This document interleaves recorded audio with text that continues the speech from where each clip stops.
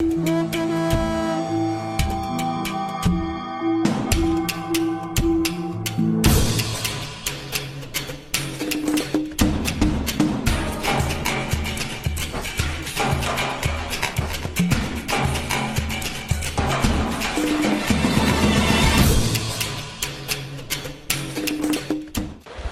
à tous, bienvenue dans votre premier numéro de Carnet de bord. Le Traditour revient après 2 années particulièrement compliquées avec la Covid-19. Et cette année sera exceptionnelle puisque la célèbre régate fête ses 20 ans. Nous reviendrons avec vous sur les temps forts de ces 20 dernières années avec des images inédites. Mais d'abord, place à la compétition. 30 canots sont au départ de cette édition 2022. On commence avec la première étape. Aujourd'hui, une étape en 2 tronçons. D'abord, Capesterre-Belle-Eau-Gosier, puis la flotte s'élancera vers Saint-François. Allez, on embarque tout de suite avec Eric Sumfling. Bonjour tout le monde, briefing immédiat, patron, premier rang et équipier derrière les patrons. C'est parti là, maintenant. Avoir 20 ans et continuer de souffrir de phobie administrative.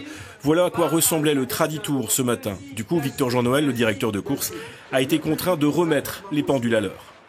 C'est faute à nous tous, et notamment les papiers qui balent là. Et l'on fait vraiment de ces papiers-là. Les gens qui n'ont pas dormi là hier soir. On a dit ça toujours. Bon. On va faire en sorte d'être sur l'eau le plus rapidement possible. Le problème est que le comité de course a aussi commis quelques erreurs ce matin avec des bouées posées très en retard et un affalé de pavillons un peu aléatoire. Résultat, le départ de la première étape a été donné avec 1 heure et 5 minutes de retard sur l'horaire annoncé. Par chance, il y avait du vent, entre 15 et 18 nœuds bien établis sur une mer un peu formée, avec des creux dépassant 1 mètre. Le terrain de jeu idéal pour certains. Écoutez la réaction de Fabien Delporte.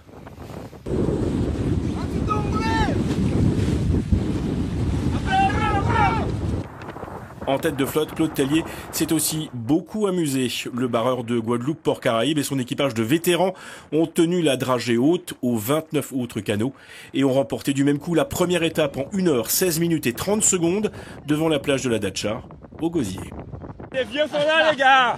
Les vieux sont là! Les vieux sont là! Non, mais c'est le début! Mettez faut tenir sur la distance maintenant! Non, on a bien marché. Bravo, Claude. On a fait un excellent départ. On savait que ça serait compliqué au départ. Il fallait dégager la bouée en tête, ce qu'on a réussi à faire.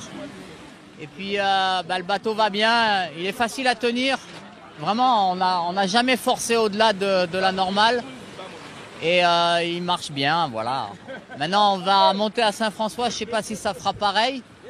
Mais bon, on va se battre pour ça. Meditatius à la barre du Macte termine 2e, malgré un canot à l'âge déjà respectable. C'est l'ancien bateau de Couch Hotel et Loco. C'est un bateau qui a 8 ans maintenant. Donc voilà. Pourquoi on peut encore faire de belles choses avec des vieux canots? Bien sûr, bien sûr. Bon, il est quand même limité sur certains aspects. Il est très lourd. Mais on peut encore faire des choses, la preuve. En revanche, l'arrivée à terre a été fatale à Zagaia, le plus vieux canot de la flotte construit en 2008, a cassé sa quille, un accident rarissime. C'est à l'arrivée, pas trop d'eau, bateau parallèle à la plage et une petite vague, on a pris un peu d'eau et 2 rebonds sur la plage et la quille s'est fendue, donc on est un peu embêté, mais solidarité Voiltrad, on a déjà des patrons qui nous ont proposé 2 autres canots, donc on est très contents. On va essayer d'être prêt pour demain matin. Côté horaire, cela ne s'arrange pas. Le départ de la 2e manche est donné avec 1 heure de retard sur l'horaire annoncé. Pour autant, le spectacle est magnifique et c'est Jonas Astorga qui le premier réussit à s'extraire de la flotte. Le patron de Yassala navigue en terrain familier.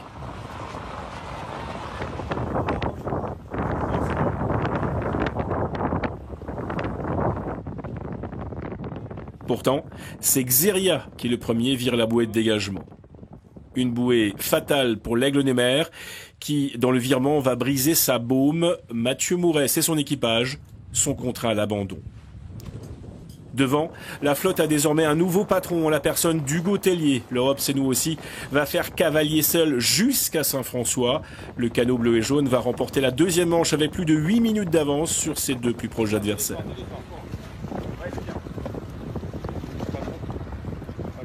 On a fait le choix de partir à fond.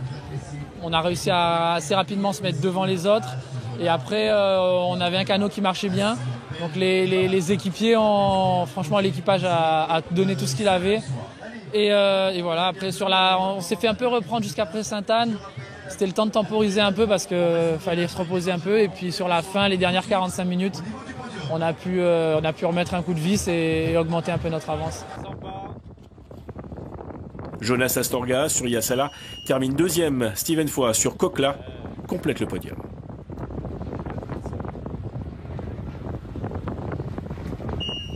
Ils nous ont montré que ça va être jusqu'à la fin du tour, ça va se jouer, je pense. Parce que là, les bateaux marchent au portant, ils marchent au près, ils sont polyvalents. Donc nous aussi, mais voilà, avec Hugo et tout, et les temps, on ne peut pas contrôler en direct vraiment les écarts. Donc ça va être palpitant, je pense. L'entrée en matière aujourd'hui est pas mal. Je pense que ce matin on a pris un pas mauvais départ, on a fait une bonne petite place. Aujourd'hui on a montré qu'on était capable en fait de résister, qu'on a récupéré tous les temps perdus aujourd'hui. Je crois qu'on est quasiment 3e au général. Hein. Donc c'est pas mal, hein. Il reste encore 4 jours et tout va bien se passer, il y a encore de longues étapes.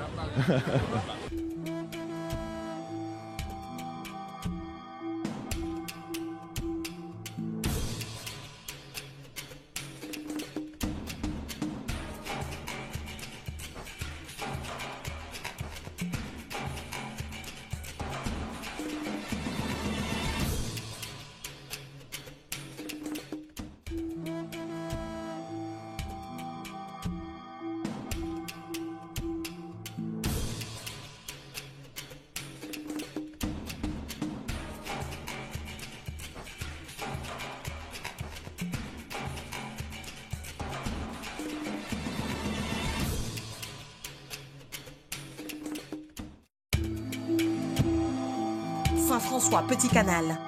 Départ 7h30 de la plage de Raisin-Clair. Une première bouée à laisser à bâbord, à la pointe des châteaux. La flotte va ensuite glisser le long de la côte et devra empanner au passage de la bouée de la Grande Vigie. On rentre ensuite dans le grand cul de Sac-Marin. C'est l'étape la plus longue et la plus physique de ce Traditour. Saint-François, Petit Canal, entre 43 et 46 000 nautiques, soit près de 90 km.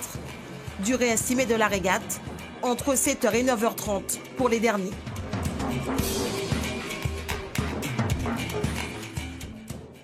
Événement exceptionnel, couverture exceptionnelle. Cela fait 20 ans que Guadeloupe la Première suit le Tour de Guadeloupe en voile traditionnelle.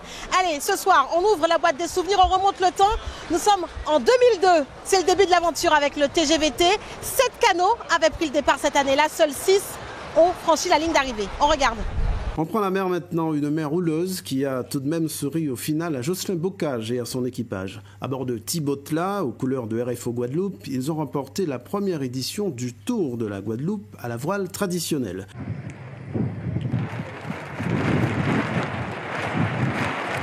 En 2002, les téléspectateurs découvrent une nouvelle compétition, le Tour de la Guadeloupe de voile traditionnelle ou TGVT, une affaire de passionnés, une régate entre Saint-Ouen et Pointe-Ouen, un duel entre gardiens du patrimoine.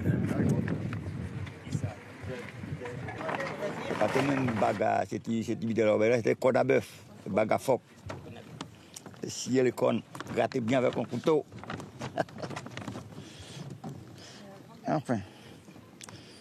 Si ça t'est ouvert encore, ça t'est intéressant, hein?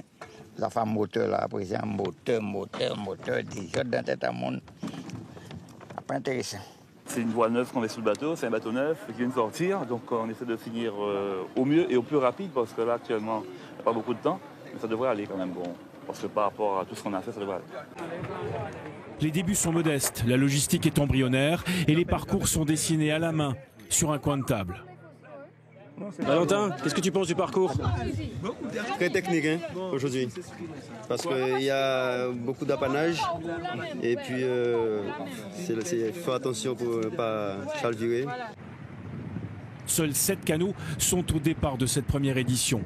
Les équipages découvrent très vite que le canot Saint-Ouen coule très facilement et que le saut est un accessoire obligatoire pour qui veut espérer continuer l'épreuve. Mais qu'importe, pour tous, le plaisir est d'abord de partager ensemble quelque chose d'authentique. Content de ton nouveau bateau? On est pas trop mal pour l'instant. À tête de la course, c'est bien, c'est bien. Et content de renaviguer à nouveau au canot traditionnel? Ah ben, ça pour notre plaisir, on ne peut pas laisser s'entendre. C'est impossible. C'est un enfant quoi pour nous, ça. Comment notre bébé.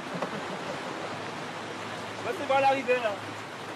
Les téléspectateurs ne verront malheureusement pas grand-chose de ce premier TGVT. Les principaux médias lui préfèrent encore le cyclisme.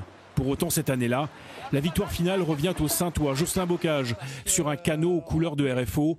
Le début d'un partenariat, désormais vieux, de 20 ans lui aussi. Alors, longtemps, le Traditour était considéré comme une affaire d'hommes, une affaire de gros bras. Mais ça, c'était avant, car depuis, les femmes ont pris le contrôle. Elles sont de plus en plus nombreuses à concourir sur ce Tour de Guadeloupe en voile traditionnel. La mixité, c'est désormais le credo de l'organisation. On voit ça ensemble. Et c'est un véritable pari pour les organisateurs. Faire du Traditour une compétition mixte. Avant, seule une femme par bateau suffisait pour répondre aux critères. Désormais, il en faut plus. Mais on est loin du compte. Illustration avec un vieux briscard de la voile, Jean Forbin sur Guadeloupe-Port Caraïbes. 6 matelots, aucune femme à bord. Non, on était pour. J'étais pour. Moi, personnellement, mais mon équipage, ils sont anti-femmes à bord. Ça crie, ça pleure à bord. En fait, ça fait décider trop tard. Ils doivent parler ça à 3 mois du tour. À 3 mois, on ne prépare pas un équipage en 3 mois. Puis l'année prochaine, on fera passer ceux qui ont 2 femmes à bord. En réalité, sur les 30 bateaux en course, seuls 2 équipages ont joué à fond la carte de la mixité sur ce Traditour. L'essentiel de la flotte étant composé exclusivement d'équipages masculins et féminins. La mixité chez nous est assez originale parce que nous sommes 6 filles et un homme, José, et pas n'importe quel homme. Beaucoup de bienveillance. Il s'est bien adapté à notre sens de l'humour. Le nom du bateau est Mixité.